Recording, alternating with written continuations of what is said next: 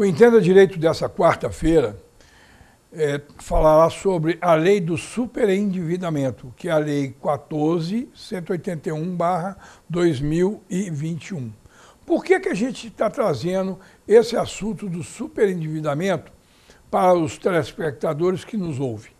Porque a realidade, nós temos duas situações.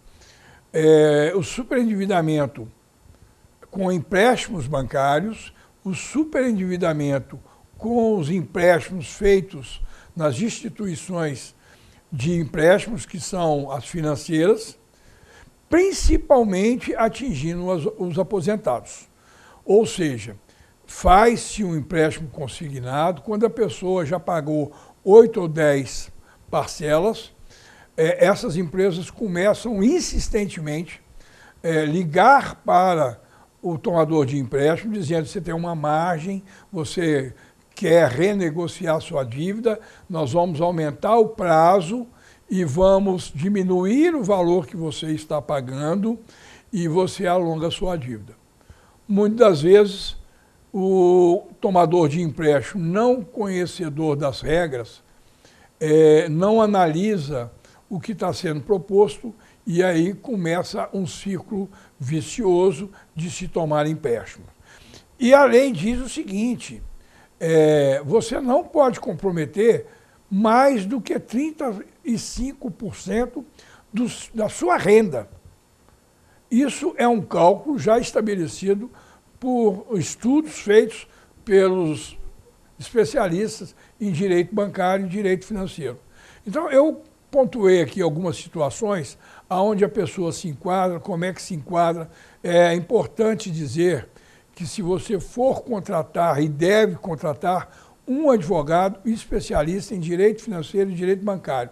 Não é qualquer advogado que vai te auxiliar no que diz respeito a uma renegociação de dívidas com vários credores. A lei de superendividamento, ela congrega que você faça uma análise de caixa de tudo que você paga relativo a dívidas contraídas, como água, luz, internet, telefone, vários empréstimos, e é feita uma ação pelo advogado especialista, aonde você apresenta o quadro de credores a quem você deve, e mostrando sua capacidade financeira que está estourada, que está acima do que você deve, está comprometendo os seus gastos pessoais, e aí o juiz marca uma audiência com o devedor, que é você, e com todos os credores. E ali é feito uma negociação de dívidas que você tem que cumprir. Uma das exigências da lei é que você cumpra.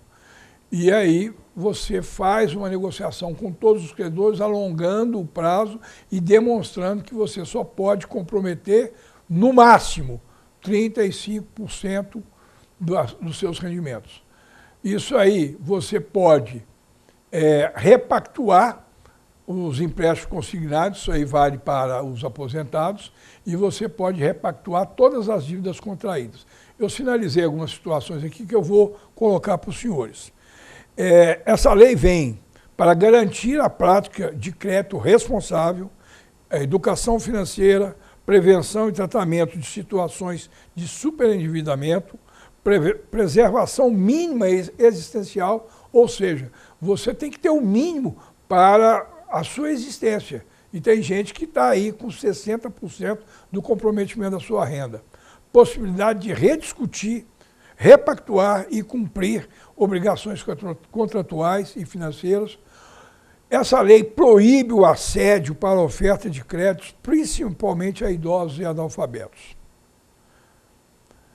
Para que você faça essa negociação, você tem que ter uma renda suficiente para que, ao acúmulo das dívidas, o resultado das necessidades básicas, que é alimentação, moradia, saúde, não seja interferido naquilo que você está se propondo a pagar.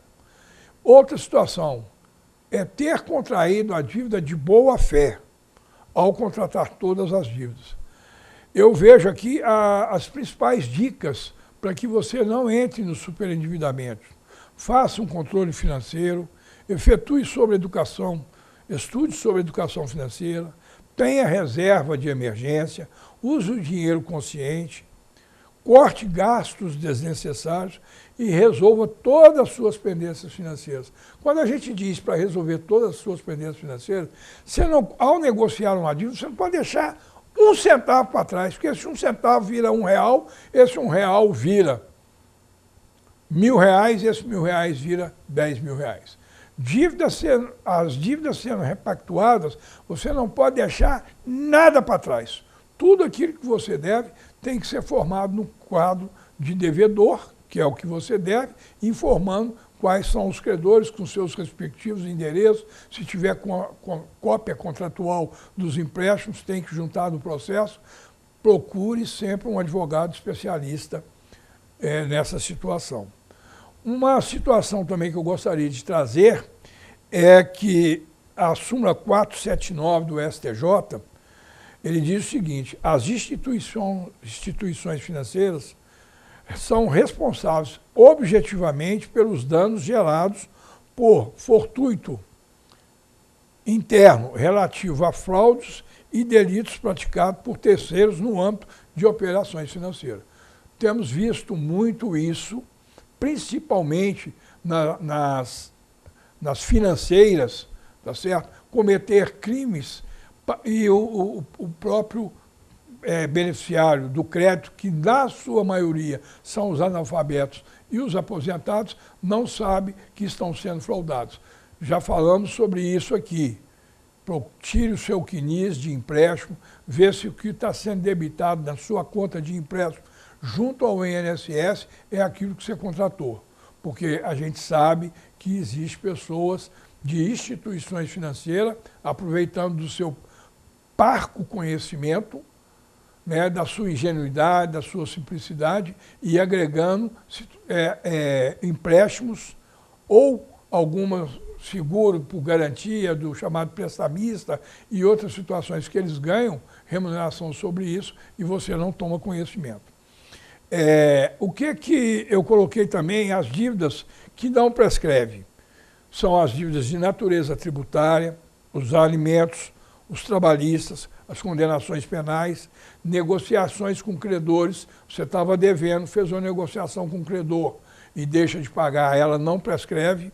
Planejamento financeiro, quando você faz e não cumpre, e assessoria jurídica. Se você contrata um advogado para resolver o seu problema e você torna inadimplente com o advogado, essa assessoria jurídica que ele te prestou via contratual, ela não prescreve. Por fim, o que não entra no superfaturamento, superendividamento, multas de trânsito, produtos e serviços de luxo, crédito rural, tributos, como eu já havia falado, financiamentos imobiliários, ou seja, prestação da casa própria, e pensão alimentícia. Isso não prescreve. A lei é uma lei vasta, atende às pessoas que estão realmente endividadas, que estão com seus proventos comprometidos acima de 35%. Se assim você estiver, procure um advogado da sua confiança, mas deixando bem claro que ele seja especialista em direito financeiro e direito bancário. São poucos na nossa região especialistas nessa área. Preste atenção, faça um levantamento e converse com um advogado da sua confiança, de preferência aquele que tenha conhecimento na área já abordada.